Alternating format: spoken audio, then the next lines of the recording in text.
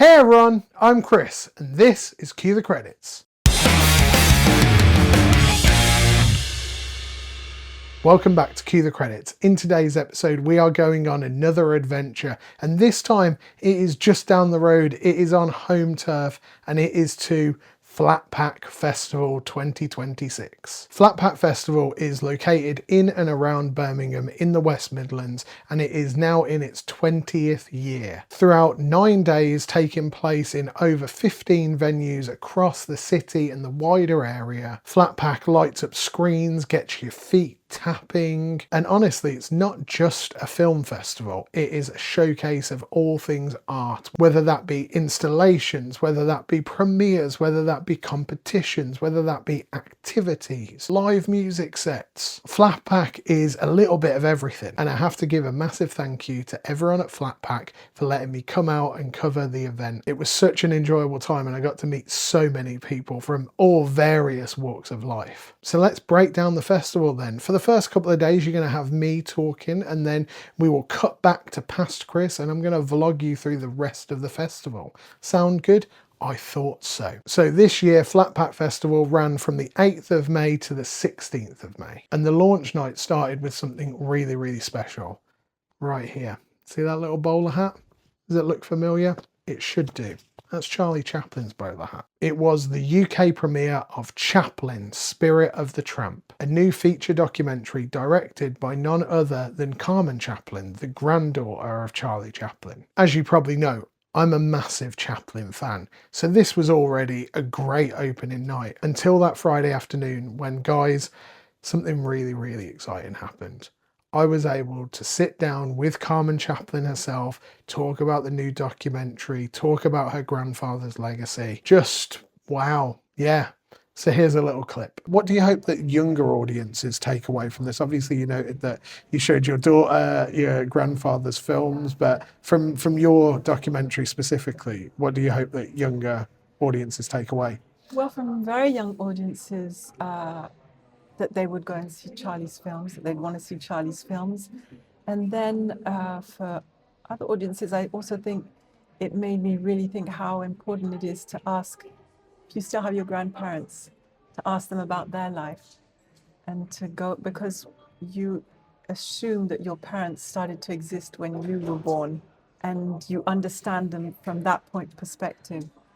But if you understand them from where they were born, where they came from, then you understand the whole person a lot more. And we all have our good and bad sides. And if you understand that, you judge people less, I think.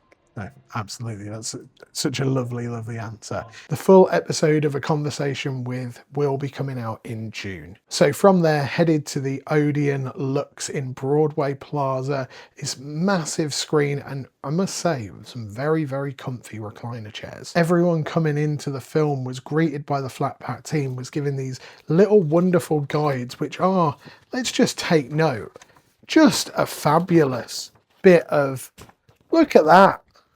How gorgeous is that? Just to, side tangent. You also got given a little festival zine, and then you were settled in for Chaplin's Spirit of the Tramp, which was a wonderful documentary about Charlie Chaplin's Romany roots and whether or not he was actually born in Birmingham rather than London. It was quite fascinating. It had a lot of various different cameos, including Johnny Depp, which was a bit nuts. And then there was a Q&A with Carmen Chaplin, her daughter, and her husband, who is also the producer on the film. This was a lovely, good 30-minute Q&A, loads of questions from the crowd. It was really, really engaging. Then hop over from Friday to the Sunday, because unfortunately I couldn't attend anything on the Saturday, and it was time for Real Brum. And these were 2 showcases of 12 different short films, all made by Midland's filmmakers. And there was some stuff in here which I just don't even understand how you make on an indie budget.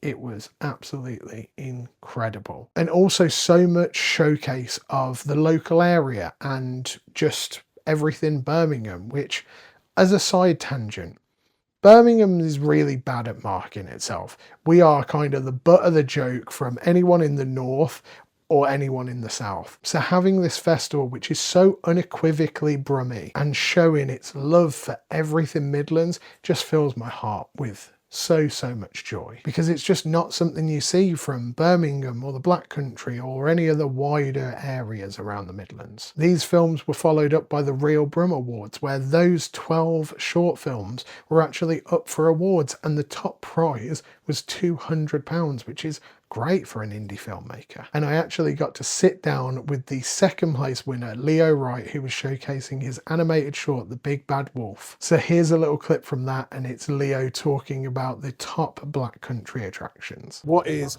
Leo Wright's top 5 places in the Black Country? Top 5. Number 1, you got to go to the Black Country Living Museum, Boston Place. Secondly, once you finish there, stop off at Mad O'Rourke's Pie Factory. Banging pies, beautiful pies. Then you need to pop down to Walsall, which is where I'm from. You know, pick and choose which bit you want to go to. But yeah, Walsall or Walsall Wood, even better. Okay, other place in the Black Country that I recommend, the Red House Glass Cone, which was built by my great grandfather. He brought glass making to the Black Country and the UK. And finally, you should visit the Dudley Canal Trust and Wren's Nest, where the Dudley Book was actually discovered, and you can see the underground caverns that Black Country folk used to mine out limestone back in the good old Boston days of yore. After all the awards and fanfare, it was time for the Magic City, Birmingham according to Sun Ra. And this isn't Birmingham Midlands, this is Birmingham, Alabama. This was just a super fun music doc, and it wasn't a music doc in the way of having talking heads like every 5 minutes. It was taking you through like Sun Ra's first, well, I want to say first 30 years in Birmingham, Alabama, but it even stretches all the way to his unfortunate passing in the 90s. And it is a really well put together documentary. I didn't know anything about Sun Ra going into this, and coming out of it, I felt just a connection to him and his work and his general mantra on life. One of the writers and directors was actually in person and was there to do a Q&A after. He gave us a little song at the start of the screening as well, which you can see a little clip of now because I didn't manage to capture all of it. The living mystery, the living man, the living man, the living mystery. Welcome. This is where Flatpack really shines. You've just spent around about 100 minutes learning about Sun Ra, being in that world of jazz. So what's next, really? Well, it's a couple of minutes walk to another venue in Digbeth for Magic City's Dark Days, which is a jazz concert, including in the ensemble someone who actually played with Sun Ra. What? Yeah, don't worry. We're going to really encompass you in that world by putting a full jazz show on. Mic drop. It is incredibly impressive, and the amount of thought and care that has gone into this program just within the first 3 days is just, yeah, needs to be applauded. So without further ado, let's just get this handheld so we can get in to the final few days of Flatpack Festival, shall we? Hello everyone. Oh my goodness, I am a ghost. Let's try and sort that out. There we go, perfect. So it's Thursday evening. I am very excited for what I am about to go into, which is the Fall of Sir Douglas Weatherford. This is something that I've been wanting to watch since pre-Manchester Film Festival. They had a screening there. Unfortunately, I didn't manage to get to it due to scheduling conflicts, so I'm so glad that Flatpack have got it on the programme. Starts in about 5 or 10 minutes, so we're going to walk over there.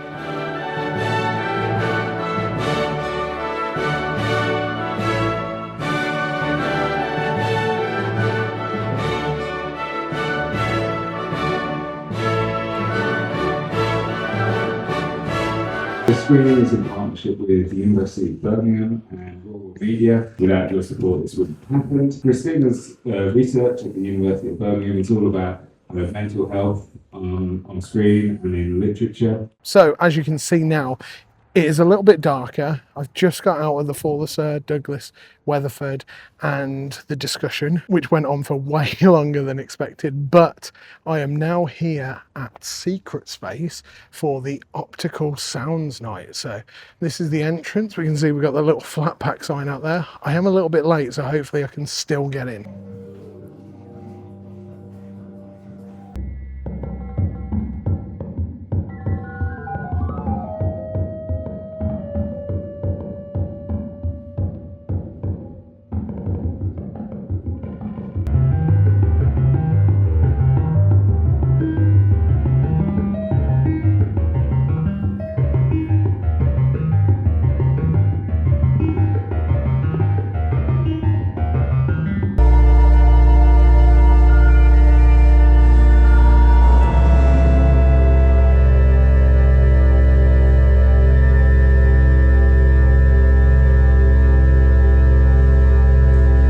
I've just got out of the Optical Sound Night. I did manage to get in just behind me there in Secret Space.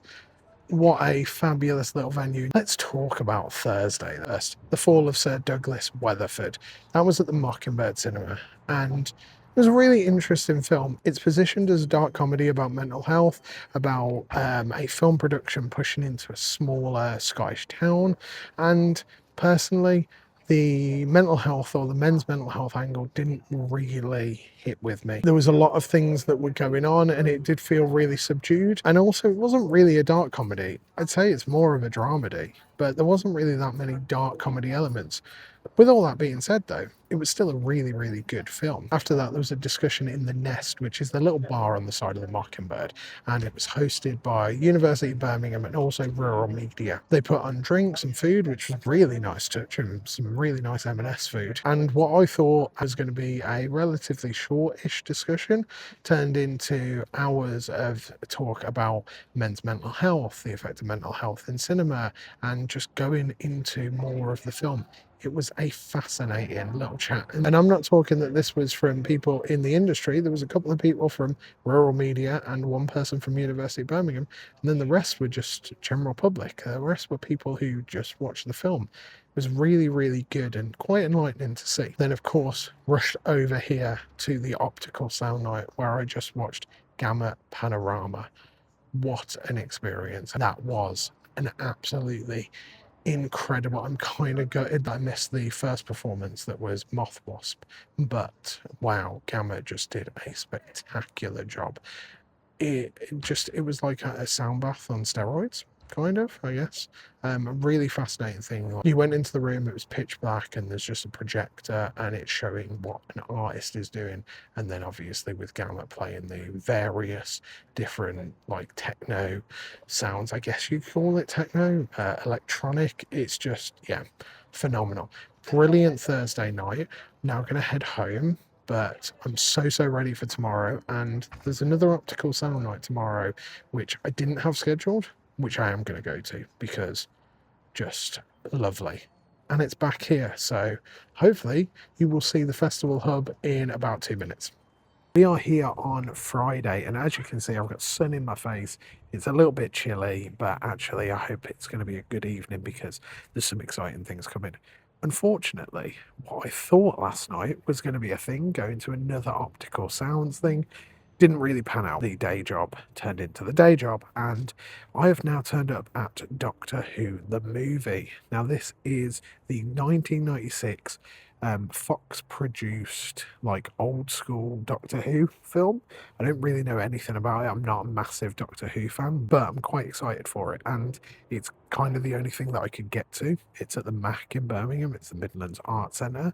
It's the first time that I've been to the venue. Actually, it's the first time that I've been to the venue, so fair play on Flatpack for that side of things. But we're going to head in there. I'm going to go and enjoy Doctor Who because I am very close to the time.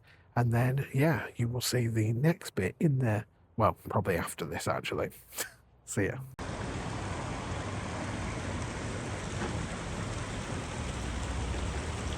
I do dramatic parts, serious ones. I play soldier boys. You know, I did. That's what or whatever it was I was doing.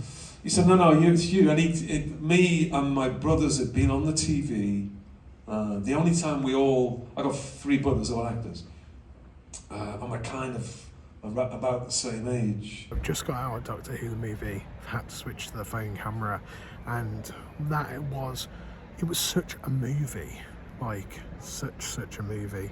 Great Q&A with Paul McGann, and now I'm about to head to the Botanical Gardens, basically an evening of Paul McGann now, because I'm going to go and see With Nail and I at the Botanical Gardens outside cinema. It's a really nice evening.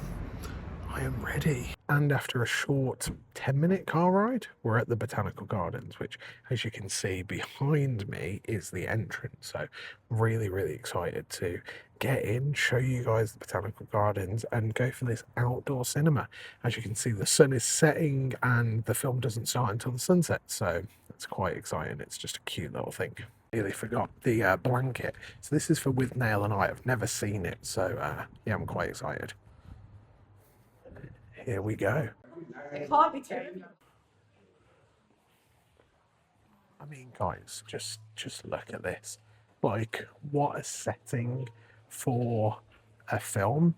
Well, tonight it is With Nail and I, which actually there is a handy little sign for, which is really nice. So tomorrow they've actually got the Rocky Horror Picture Show showing as well, which is going to be, I'm sure, absolutely nuts. So this is the Botanical Gardens in Birmingham, which is just outside the city centre. As you can see, there's loads of people on the lawn there. We've got the cinema screen just here. It looks pretty cool, not gonna lie. Like, it's just such an interesting setting for watching a film. And I'm kind of gutted that I'm not going to be able to see Rocky Horror tomorrow, but we watched it recently and there's some really cool things on tomorrow once again. So the only problem that I'd say with Flatpack Festival, my only complaint, is the fact that there is too much on. Like, this 9 days is just so stacked with events and events and events that you can't see everything. And there's been multiple times where I've just been like, I want to see like 6 things and they're all on the same time. But I've tried to see as much as possible and show you guys as much as possible. So hopefully next year, maybe you'll want to come to Flatpack.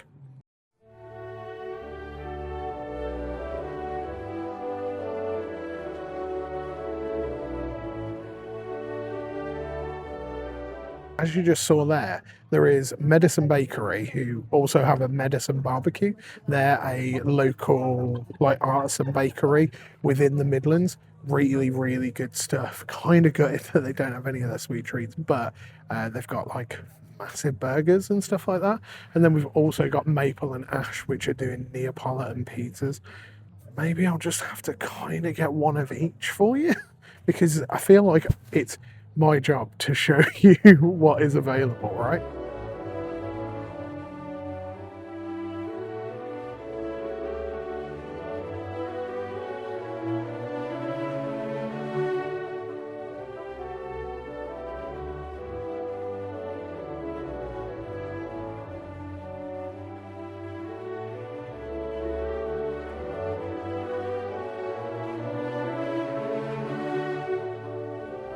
I took drugs to win medals, says top athlete Jeff Wode. Where's the coffee? In a world-exclusive interview, 33-year-old shot putter. And that is Friday done, as you can see.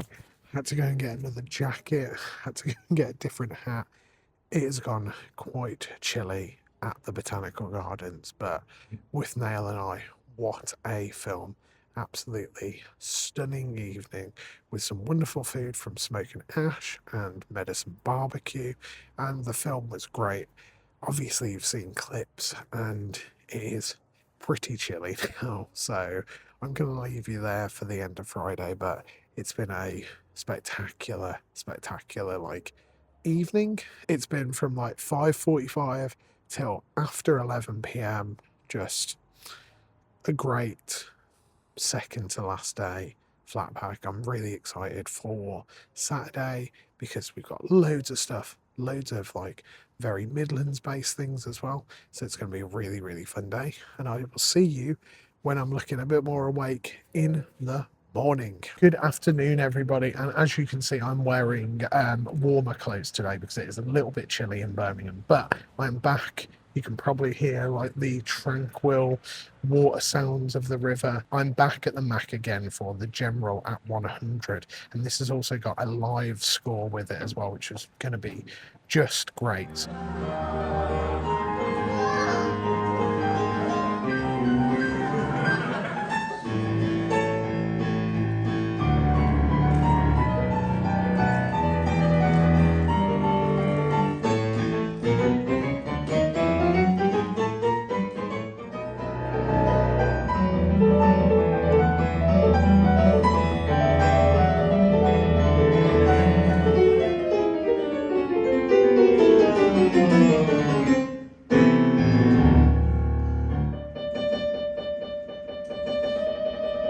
Just got out of the General at 100 with a live score provided by Stephen Horn. And this is what makes this festival pretty incredible. First off, you're showing a film that is 100 years old. Secondly, you've got someone there live doing all of the accompanying music. The film's good watching with the score that's on there, but it's a different level sitting there watching someone do all of the music. And I'm talking all of the music. This man at one point was playing the keyboard and also playing an accordion, which is just nuts. Arguably, The General is one of the best silent films ever made, and being able to see it at the cinema with a live score is just an incredible, incredible privilege. Now it's time to go to the Mockingbird for Martin Parr's Black Country Stories. I've just got to the Mockingbird. It is time for Martin Parr's Black Country Stories. I have no idea about Martin Parr or about the Black Country Stories that he's told, apart from the fact that something's about turkey and something's about sweets. So I'm quite intrigued. I'll be honest, I've just booked it in because it's something to do with the Black Country, which is nice. So let's head into the Mockingbird and see what it's all about. We started working with Martin in 2010, invited him to come to the Black Country. He said it was his blind spot. He hadn't visited before. Just got out of Martin Parr's Black Country Stories, and that was just, it was two documentaries about various parts of the Black Country, filmed anywhere from 12 to like 14 years ago. And bearing in mind, this whole screening was sold out. It's obviously in dedication of Martin Parr, who passed away earlier in the year. And the first documentary was around a sweet factory that is in Dudley. And it was basically just a full-on comedy. It was basically The Office if you set it in the Black Country. Really funny. The whole audience were just bawling the whole time, which was great. And then the next one was Turkey and Tinsel. So this was a little bit of a longer documentary. Must have been probably easy, nearly 45 minutes to an hour. And for my own personal connections, I was absolutely crying my eyes out for the majority of the runtime. It was a really heartwarming story about coach travel, which do these Turkey and Tinsel tours in November to help the coach trade, but also for all of these elderly people who want to celebrate Christmas. And it's quite hard hitting in the sense that you've got all of these elderly people who just want to celebrate Christmas together and probably don't have the ability to do that at home. Now, it's around about an hour and a half till the next screening, which is Flesh for Frankenstein, and I'm pretty hungry. The other half's joined me, and we're going to go and grab some food at Alfred Works, which is literally right over there, and you'll see that next.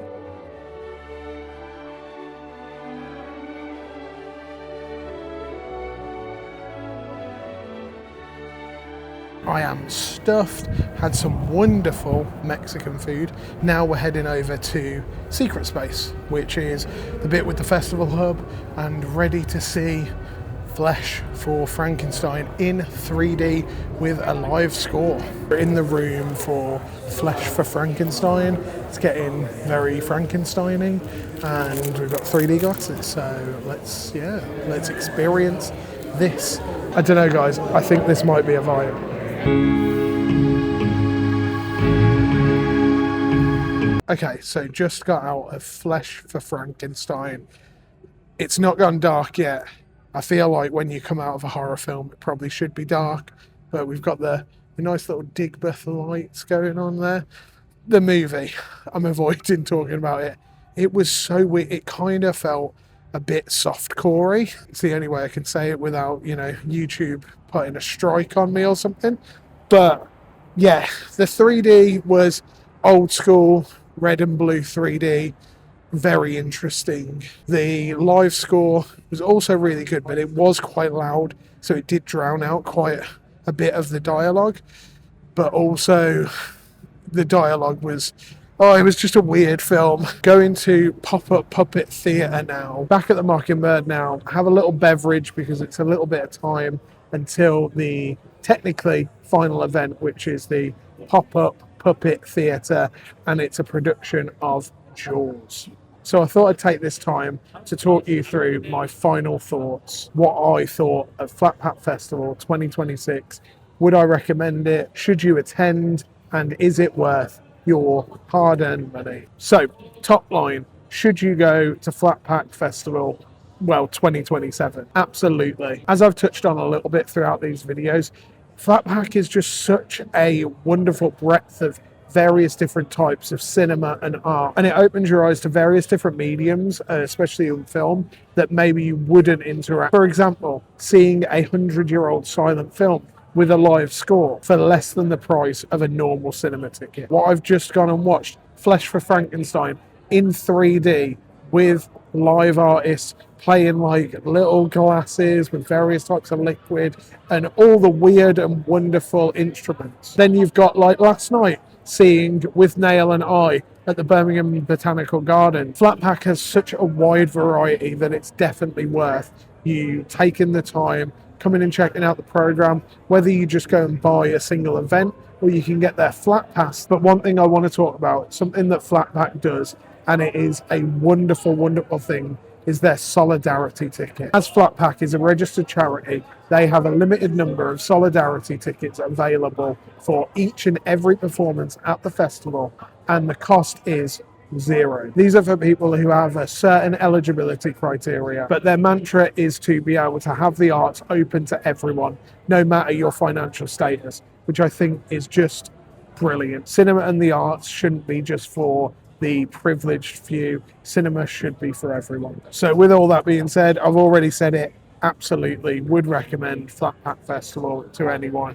Hope you enjoy the rest of the video and enjoy whatever I'm about to say. I don't know what this pop-up puppet theatre is, but I think it is a brilliant way to end the festival. Alex? Alex? Beach closed? It's a bit late for that, Chief. So that was the Pop-Up Puppet Cinema. What a way to end the festival, like just pure silliness, and it was so fun. Chatting with the team at Pop-Up Puppet Cinema, they're actually back in Birmingham near Halloween doing The Shining and A Nightmare on Elm Street, and you know that I am definitely coming back to that because that was just a load of fun. Like, it was just so enjoyable. So that's it. That is Flatpack Festival done. 2026 in the books. It's late on Saturday night. I will see you back in front of the shelves when I've got a little bit more sleep. Okay, cool. See ya. Let's be honest, that's a pretty stonking festival, right? Like, I'm trying not to be biased because I'm Midlands born and bred, but such a fun time and just such a vibe throughout. Once again, I want to give a massive thank you to Flatpack Festival for letting me come out, cover the festival for you guys so you can see Flatpack Festival in all its glory. I'll leave all their links down below to the website, to their Instagram, so you can see what's going on. They don't just do this one festival, there's stuff throughout the year. For example, they recently did a Hundreds of Beavers screening with Ryland Trews and the Beavers there in person in Birmingham. So let me know down in the comments below, would you attend Flatpack Festival? Or is there any festivals like this near you? Let me know. Thank you so much for watching this episode of Cue the Credits. I really appreciate you taking some time to talk festivals with me. Remember to do all of the YouTubey stuff, like, comment, subscribe, share it with your friends who love arty, vibey film festivals. And as always, I hope you have a wonderful rest of your day. Peace!